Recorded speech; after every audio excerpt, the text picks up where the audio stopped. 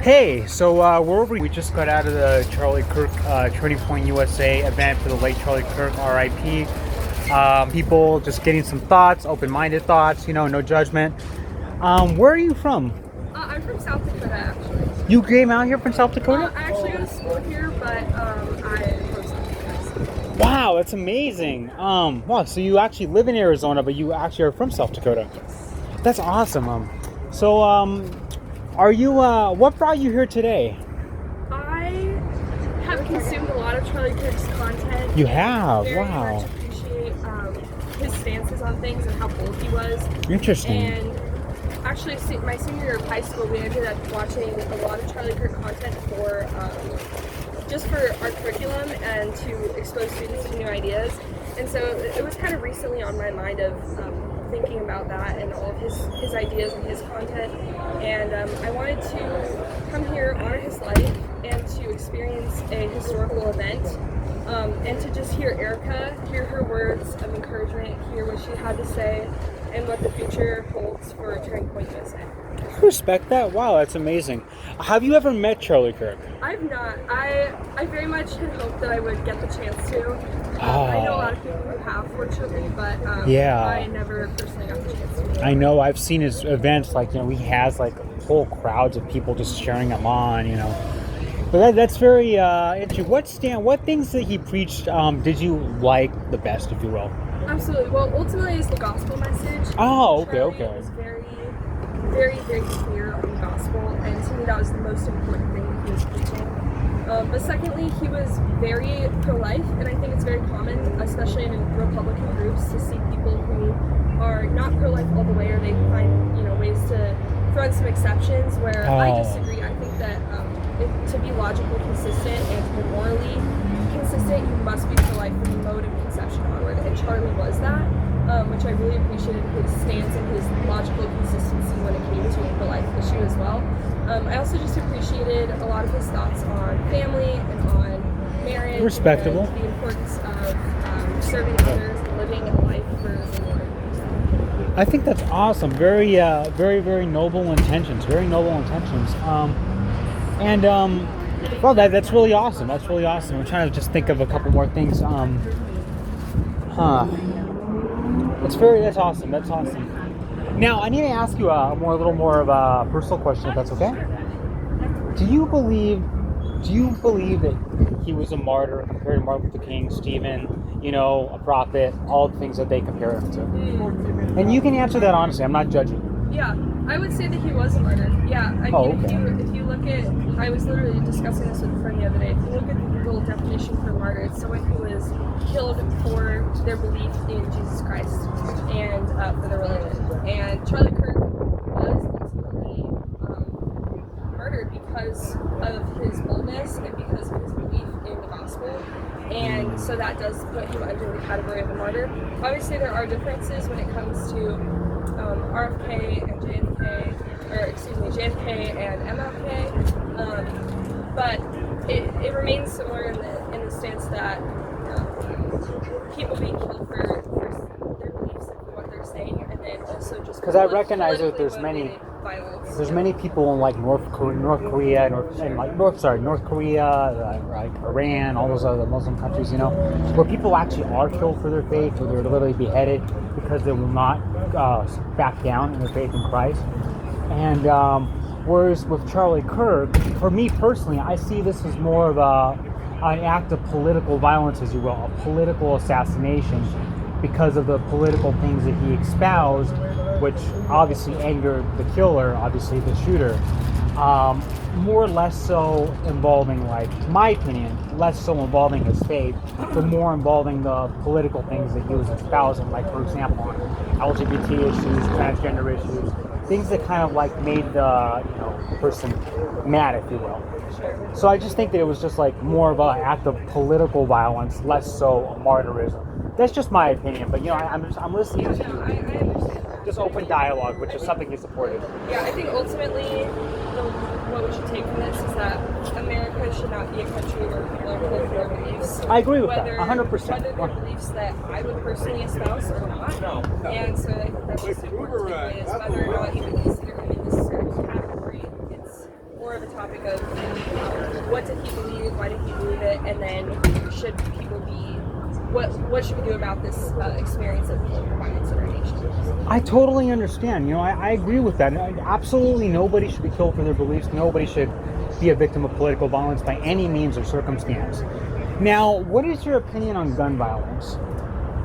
Do you believe that if by any chance that gun violence, the extreme rise in gun violence in this nation, for example, what the assassination of Melissa Hortman, you know, the attack on the church in South Carolina, the Sandy Hook, Parkland, you know, we can go down the list of shootings, you know, even the shootings in Las Vegas, the massive rise in gun violence in this nation. Do you believe, because Charlie Kirk actually espoused that it's worth it to see some more gun deaths every year if we're going to protect the Second Amendment. He actually said those words very clearly.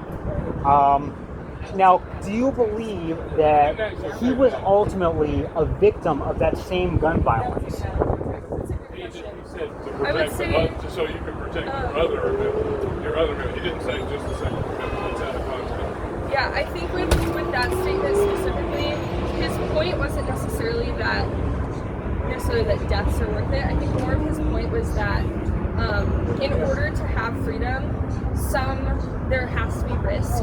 You cannot have freedom free from risk. You cannot have those two things completely separate. And so with freedom to bear arms and of the Second Amendment, having that freedom means that there likely will be things that go wrong because it's risk. Which is kind of, I think, what he was trying to get at there. And again, I could be wrong looking at the context. So, no, I don't think he was a victim of what he himself was saying. Of gun violence. He was a victim of gun violence, yes. But was he a victim of what he himself was speaking about? I don't necessarily think those two things are coherent. But again, it's something interesting that I'd like to look into more and look. It really is. It really is. But no, I think that from what I heard of Charlie Kirk, I align with most of his beliefs about the Second Amendment and how we should be expanding gun rights for the freedom and all of those things. What do you think in the future should be done about the epidemic of gun violence in this country, in your opinion? I think it's hard to say. I thought about it a little bit, and I'm not exactly sure what that solution would be. I think it's very important to maintain background checks. I agree with that. Obtaining weapons of any kind. I don't know exactly what that solution looks like. I think ultimately the solution is Jesus comes back and we are united with the Lord. But I don't know exactly what the steps are between here, where we are now, and between there. So. Interesting perspective. You've got a career turning point, let's say. Really? She was thinking about joining. I was like, you should. Are you a member of Turning Point?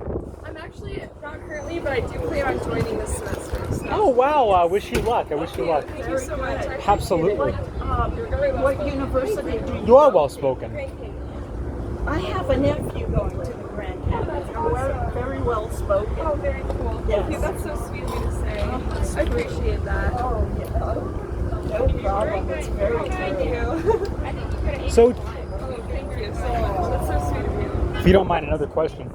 Charlie Kirk started what he calls the conservative movement, if you will, which obviously is rallying young people all across the country to, obviously move more right-wing, away from left-wing, away from progressive values. Sure. What do you think the ultimate result of this conservative movement will ultimately be for people in this country? That is a really good question.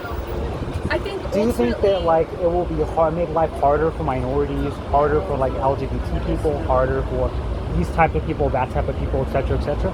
Harder for immigrants, harder for people that actually, I mean, will things sometimes be harder for some groups of people? I think the answer to that will always be yes.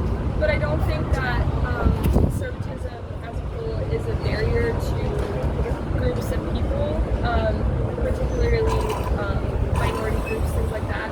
Because a lot of conservatism is actually very empowering for people in minority groups and of that nature.